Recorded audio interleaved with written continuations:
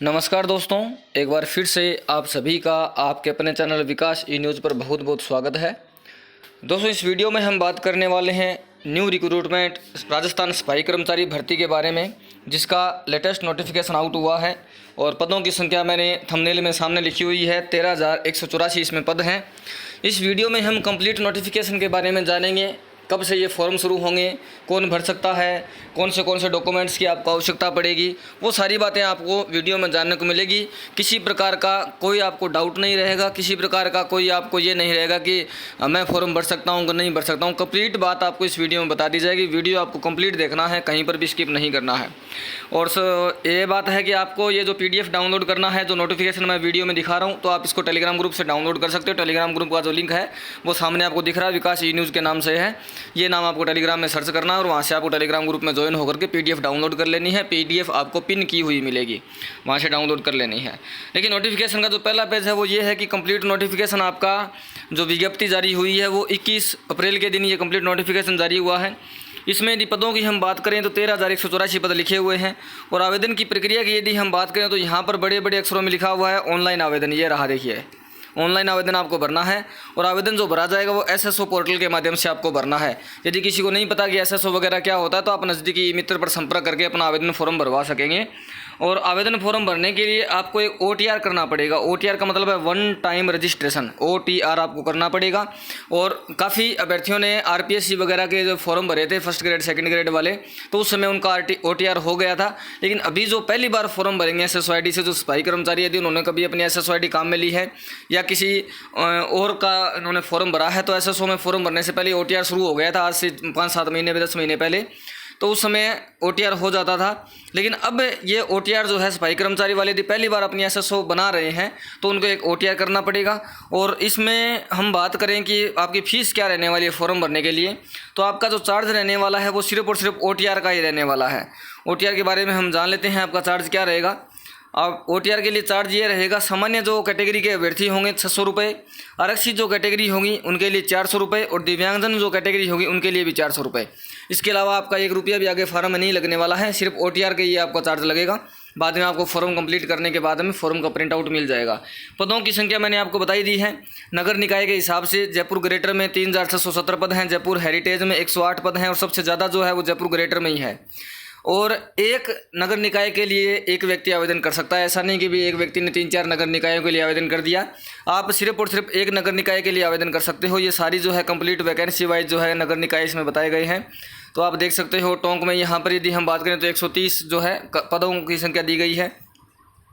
ये सारे जो नगर निकाय हैं जितने भी हैं सारों में अलग अलग 13,184 वैकेंसी, 13,184 वैकेंसी का ये विवरण है। और इसके बाद में फ़ीस मैंने आपको बताई दी है, कैटेगरी वाइज जो है आपकी फ़ीस लगने वाली है वो भी आपको बता दी गई है। फॉर्म भरने का तरीका आपको बता दिया गया है, ऑनलाइन आपका आवेदन होगा।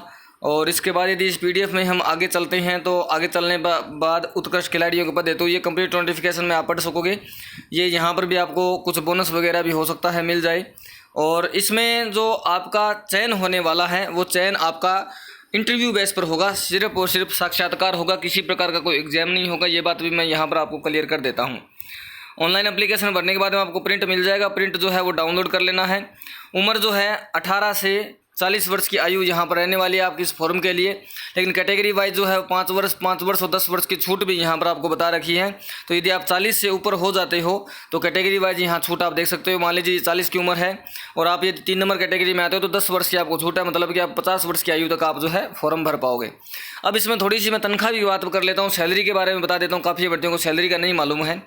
तो सैलरी जो है आपकी यदि बात करें हम 2 साल तक, जैसे ही आपका इसमें चयन हो जाता है 2 साल तक यदि हम बात करें तो लगभग आप मानकर चलिए, जहाँ तक मेरा मानना है, अनुभव है, वहाँ तक 13,000 के लगभग या फिर 12,500 के लगभग आपको सैलरी 2 साल तक मिलने वाली है। लेकिन जैसे 2 साल आपके कंप्लीट हो जाएगी उसके बाद जो अगर सैलरी की हम बात करें तो लगभग 28,000 के आसपास आपको सैलरी मिलने वाली है। ऐसा किसी के द्वारा जानने पर यह मिला है कि 28,000 के लगभग आपको सैलरी 2 साल के बाद मिलती है। चयन प्रक्रिया यदि हम बात करें तो नगर निकायवार विज्ञापित पदों हेतु आवेदन पत्रों के अभ्यर्थी जो होंगे उनका एक चयन समिति बनाई जाएगी, गठित चयन समिति बनाई जाएगी, उनके द्वारा साक्षात्कार उनका लिया जाएगा। और साक्षात्कार में क्या होगा, साक्षात्कार में मौके पर आपसे जो अभ्यर्थी जाएंगे मौके पर साक्षात्कार के लिए, उनसे सफाई कार्य करवाया जा सकता है, रोड स्वीपिंग करवाई जा सकती है, नालों की सफाई करवाई जा सकती है, या फिर किसी प्रकार की कोई छोटी मोटी बातें भी पूछी जा सकती है कि सफाई किस प्रकार से आप करेंगे। तो ये जब आप सफाई करने का ये आपसे अनुभव देखेंगे तो आप किस प्रकार से सफाई करते हैं, उसी के आधार पर आपका ये चयन किया जाएगा। आपको बाद में जो है गवर्नमेंट ये जब ये वैकेंसी निकाली तो इसमें चयन के लिए वो आपका इंटरव्यू तो लेंगे, एग्जाम किसी प्रकार का होना नहीं है। अब काफ़ी के मन में ये भी सवाल है कि सर पढ़ाई लिखाई क्या होनी चाहिए। पढ़ाई लिखाई का इसमें कोई मतलब नहीं है। आपने यदि 5 पढ़े हैं तो भी आप आवेदन कर सकते हो, 2 पढ़े हैं तो भी आप आवेदन कर सकते हो, 10 पढ़े हो तो भी आवेदन कर सकते हो। लेकिन इसके लिए आपके पास एक सफाई अनुभव प्रमाण पत्र होना चाहिए, अनुभव प्रमाण पत्र, और उसमें कम से कम ये होना चाहिए कि आपको 1 वर्ष का अनुभव है। इससे कम का अनुभव यदि आपका प्रमाण पत्र में लिखा हुआ है तो आप इसके लिए एलिजिबल नहीं होंगे। आपके पास अनुभव प्रमाण पत्र होना चाहिए।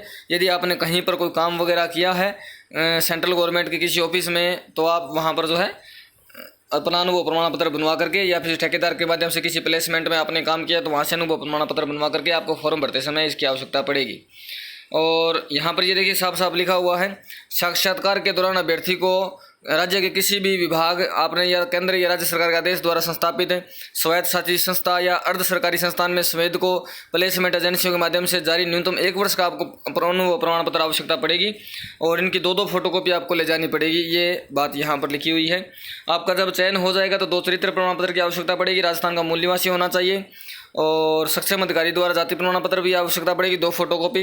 विवाहित यदि कोई कैंडिडेट है तो विवाह प्रमाण पत्र की आवश्यकता पड़ेगी, 2 फोटोकॉपी, 2 सत्यापित प्रतिलिपि, और विधवा होने की दशा में जो है डेथ सर्टिफिकेट की आवश्यकता पड़ेगी, और तलाकशुदा की कैटेगरी में डिवोर्स सर्टिफिकेट की भी यहाँ पर आवश्यकता पड़ेगी। ये डॉक्यूमेंट्स वगैरह लिस्ट ये होने वाली है आपकी। तो ये है कंप्लीट नोटिफिकेशन, आपने देख लिया होगा किस प्रकार से ये आगे जो है फॉर्म भरने के लिए फोटोग्राफ, अंगूठे, साइन वगैरह ये आवश्यकता इनमें पड़ेगी आपको।